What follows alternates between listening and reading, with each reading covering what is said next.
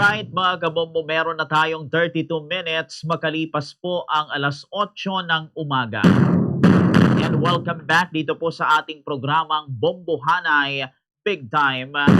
And again mga kabombo, ito po si Bombo Kier Aliado. Samahan nyo ako mga kabombo hanggang mamaya sa pagkatapos ng ating program mamayang alas 10 ng umaga. So sa puntong ito mga kabombo, eto, kapiling na natin sa linya ng ating komunikasyon ang atin pong unang bisita ngayong umaga para makumusta rin natin mga kabombo yung kalagayan nila po dyan sa United Kingdom mga kabombo. Kaugnay po nitong nangyayaring heatwave dito po sa bahagi ng Europa. Kumusta kaya dito sa bahagi ng UK mga kabombo? Sige, eto on the line na mga kabombo, si Sir Paul Ledesma, ang ating Bombo International News Correspondent mula po dyan sa United Kingdom. Magandang umaga po, Sir Paul. Welcome sa aming program. Siguro, sir, bati muna kayo sa atin pong mga listeners and viewers. Magandang umaga sa iyo at magandang umaga rin sa mga nakikinig at sa lahat ng viewers ng show. Okay. Thanks for having me. Okay. Eto, Sir Paul, umpisahan natin yung tanungan. Nabalitaan namin, sir, dyan sa Europe, nagkaroon pala, naranasan pala itong heat wave dyan sa bahagi ng Europe. So, dyan, sir, sa UK or sa United Kingdom, kumusta naman, sir, yung lagay ng panahon kaugnay nitong heat wave dyan po sa UK? Naapektado rin po ba tayo, Sir Paul? Yes, apektado tayo lalo na yung last 2 weeks. Yung worst part was last week. Nasa labas kasi ako most of the day. So nakikita ko talaga siya. I drive around the country. So nakita ko kung gaano kainit and I could feel it, kumbaga na kakaiba ang init nung last week. Although it has settled a little bit today. Medyo kalmado na, pero yeah, last week was really bad, kumbaga. Opo, yun. And ito malaman namin, sir, gaano ba kainit yung naranasan ninyo kumpara sa mga nakaraang tag-init, Sir Paul? Okay, so when you listen to the news, basically, kinukumpara nila ito dun sa 1976, yung last na pinakamainit dito, no, na nasa 35 degrees centigrade something ang record. And then that's in England lang. Tapos last week na-break yung record na yung nag-reach siya ng 37.7. So ganun siya kainit. Kumbaga hindi sanay. It's not something that happens. So I remember the last time nag-report din ako ng may heat wave dito around 2022 July. And that was record breaking also, pero this time na surpass pa nito. Okay po 'yun. And dito, sir, ano yung napansin ninyo na siguro pinakamalaking pagbabago dahil po sa heat wave? And malaman namin, sir, may mga nagkasakit ba? May mga namatay ba halimbawa dahil dito sa heat wave, Sir Paul? So, ang pinaka nakita ko is there, according to data, ang number one na tumaas nung past couple of weeks was, calls to the emergency services, yung mga ambulance, yung mga ganun, yun ang na-busy sila last week. The more elderly population are more susceptible sa ganitong change in temperature. So pati admission sa hospital related to this. And there were also recorded conditions that led to hospitalizations and death. Yung heat stroke was, tumaas yung numbers niya last week. Also, people suffering from, with respiratory conditions like asthma, yung mga chronic pulmonary diseases and such, tumaas yung numbers according to data here. Opo. Paano, sir, yung mga yung mga pasok sa paaralan, yung pasok nyo sa trabaho? Kinansila ba ito, sir, o hindi naman? Hindi naman, kasi although it's really bad, yung due to loss of human lives, and then impact on health and the health services. Hindi naman may kakaila na marami rin namang tao na gusto yung mainit kasi malamig ang lugar na ito at minsan lang uminit, marami kang makikita mga nagsasunbathing, they're taking the opportunity. So, half and half, may mga taong nagreklamo, tapos may mga tao din namang welcome yung ganong klaseng init. Okay po, iyon. Pero pagdating naman sir sa tubig, hindi naman sir nagkaroon ng water interruption diyan sa Ay, UK? wala. No issues like that. Well, since pagtira ko dito for nearly 24 years now, never nagka-interruption ng tubig dito at never nagka-brown out. So, it doesn't happen. So, pero ang may impact, yung nakita ko mismo sa road, medyo heavy yung traffic kasi especially yung mga paakyat na mga highway, mga motorways na tawag dito or expressway, may mga trucks o yung mga lorries na nag-overheat. So, yung mga vans just stopping in the middle of the road. So, we're stuck for, we were traveling much slower than normal nung time na yun. Yun yung impact. There were also cancellations sa train kasi pag sobrang mainit, yung railway tracks, they tend to get damaged. They warp and they bend after being exposed to extreme heat. So, yun ang mga naging epekto dito. Yeah. Apart from the fact na, kami, it's very inconvenient because as you may be aware, the houses here in the United Kingdom are among the oldest in Europe. Mga luma na ang mga bahay dito, they're specifically designed or insulated to keep the warmth, yung mainit siya during the cold winters, this is a cold country. So yeah, when ganitong may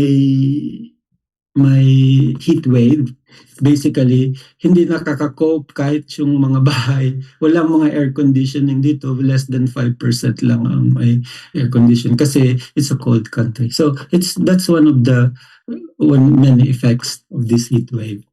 Opo. Eto sir, maisingit ko lang na katanungan kasi syempre alam naman natin UK, isa sa mga mauunlad na bansa dito sa ating mundo, especially dyan sa Europe.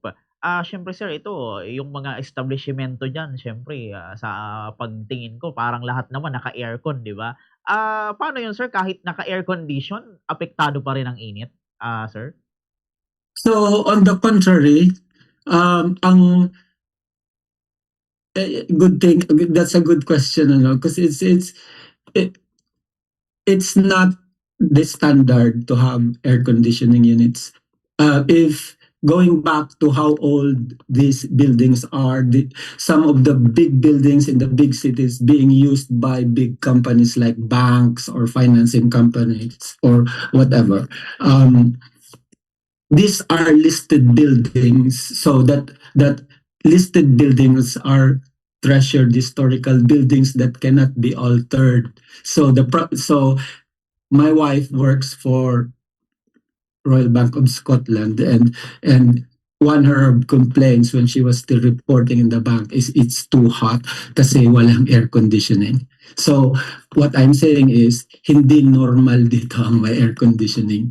So talagang mainit. I mean malamig kasi dito na most of the time. There's no need for air conditioning.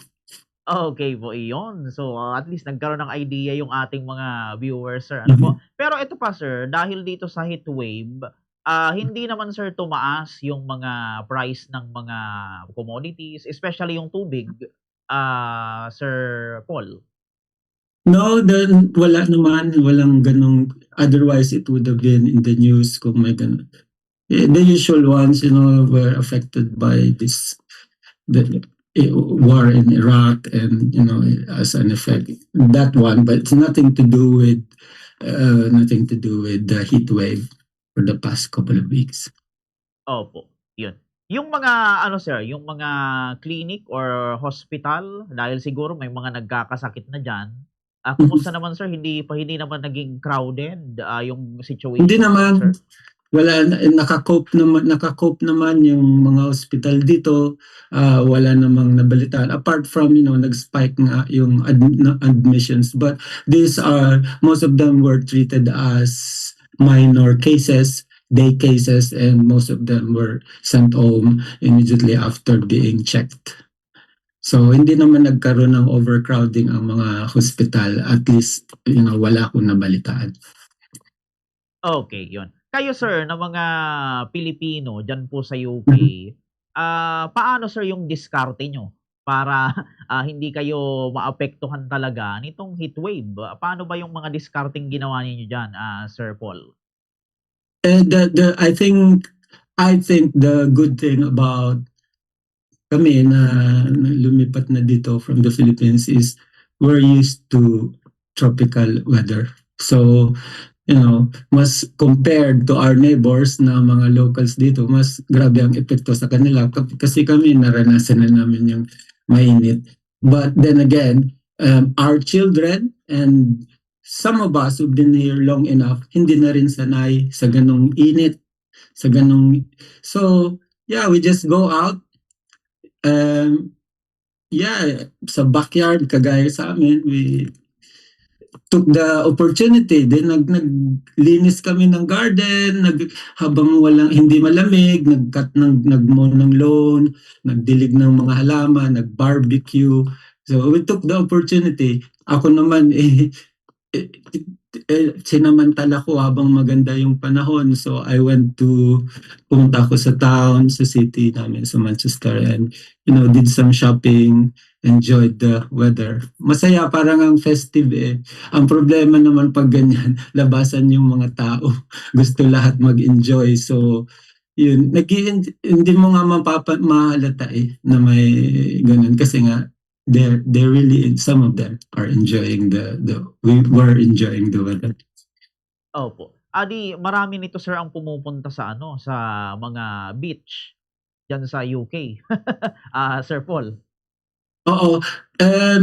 Yes, lalo na dun sa south part, around near London area.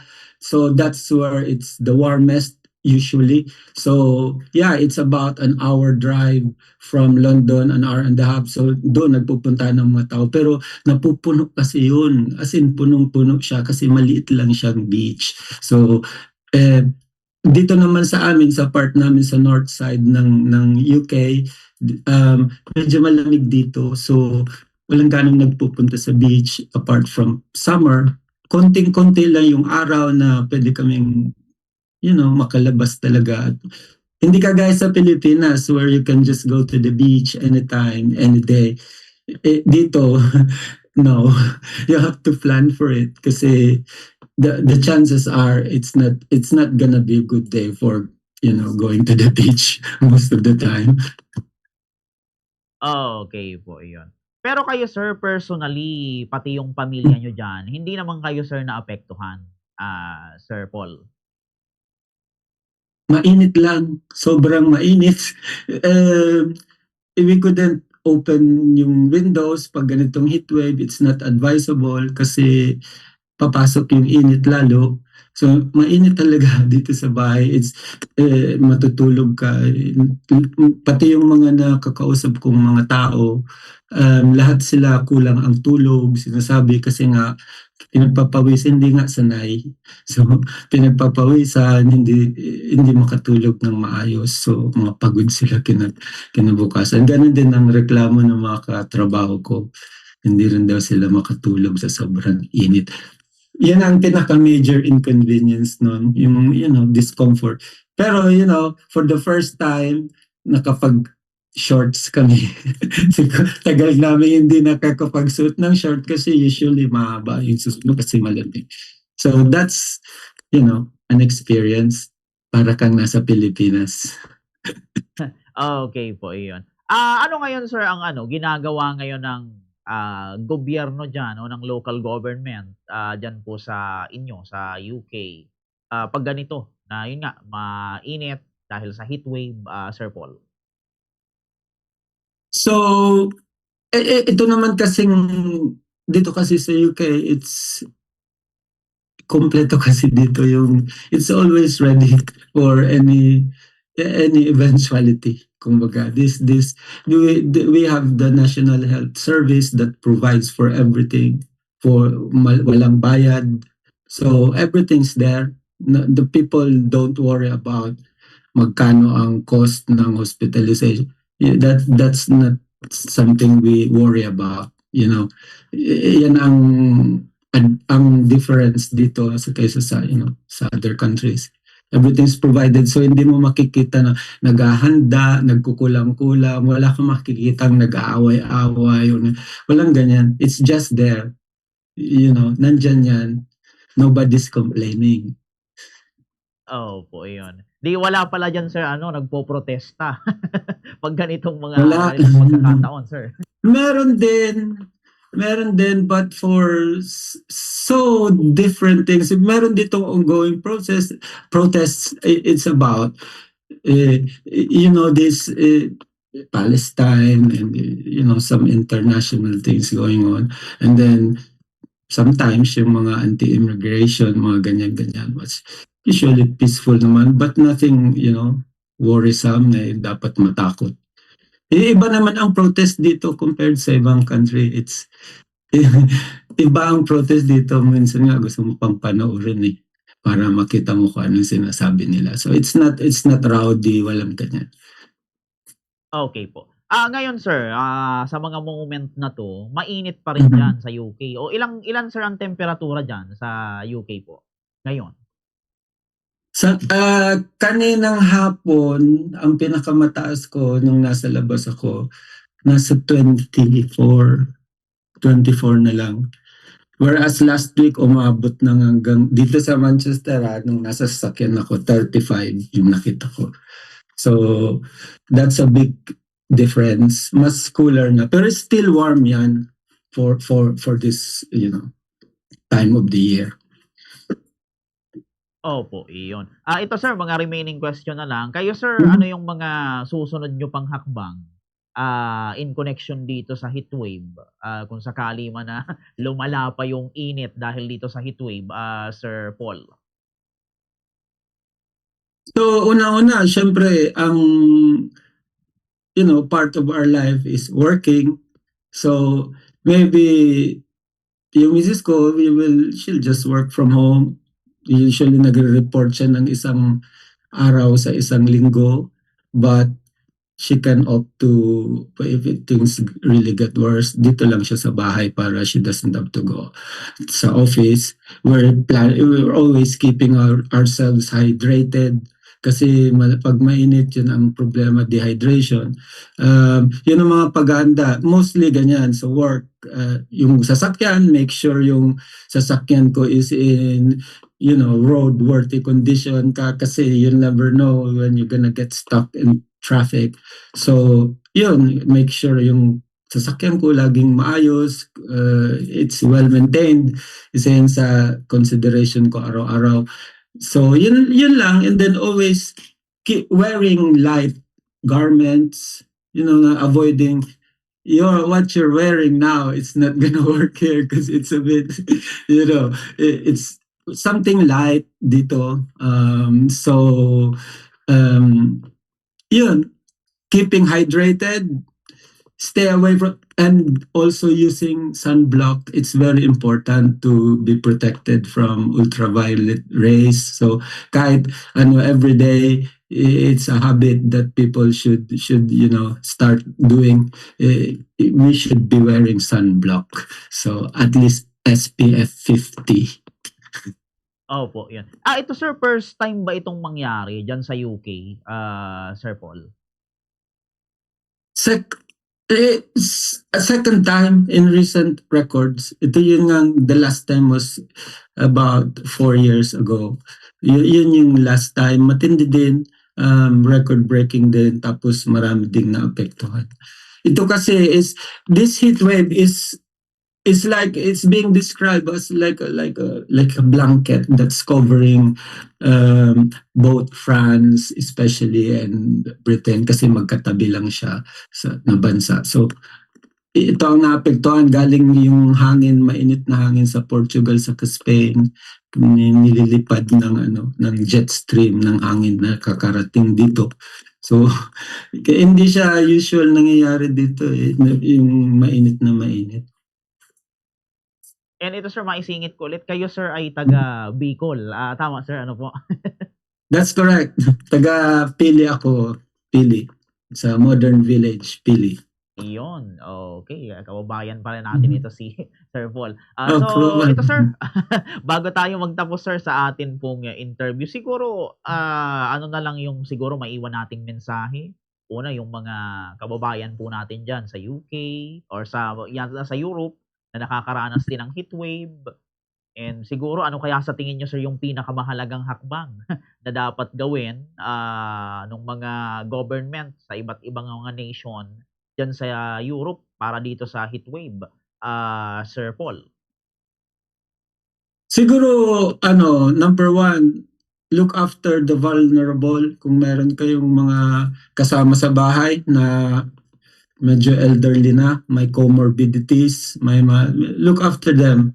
Make sure they're well hydrated, especially pag mainit. So, yun ang number one. Yung mga bata, they're also vulnerable. So, yung mga pets, huwag natin kakalimutan. Yung mga aso natin, yung mga pusa, kung tayo ay naiinitan ng paa natin, lalo na sila. So, kahit saan naman dito sa mundo, dapat I think it applies to everybody. Just look after. Tapos, if you don't need to leave your house, you're safest sa bahay mo. You just stay there for now. And also, always have an emergency contact number on the speed dial sa phone nyo, just in case may mangyari. And always talk to your neighbors, support your neighbors so that they will support you too. Sabihin nyo sa kanila na nandito lang kami, you can knock on us anytime, and they will do the same for you. Because sometimes, hindi mo kaya na mag-isa ka lang. So, yeah, yun lang. And be sensible.